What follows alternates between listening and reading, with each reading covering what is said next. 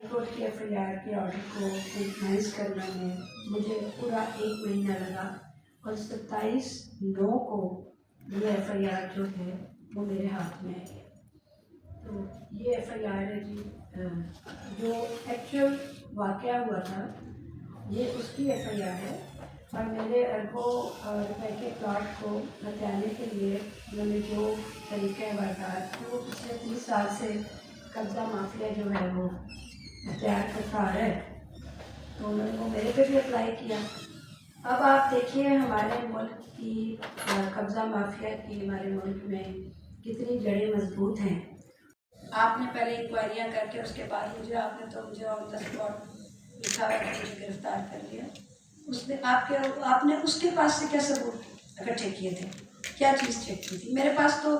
Movies بھی ہیں، documents ہیں، وہاں کی جتنے لوگ ہیں ان کے بیانات ہیں، آئی وٹنسز ہیں۔ جب میں تھانے جاتی ہوں تو مجھ سے کوئی چیز لیتا ہی نہیں ہے، وہ جائے وقوع پہ نہیں جا رہا، تو میں کس کو ثبوت جا کے دوں گی؟ اگر آپ لوگ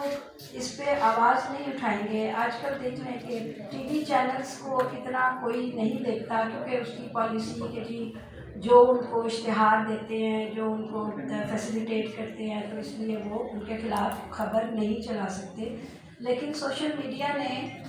ان تمام چینلز کو کاٹ دیے۔ اس سے اب صاحب اگر 10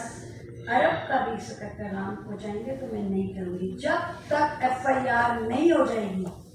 اور جو میرے پہ انہوں نے جھوٹی ایف آئی آر کرائی ہے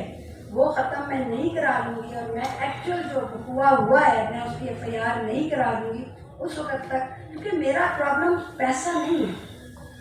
صرف پیسہ نہیں ہے۔ دیکھیے پیسہ، ہم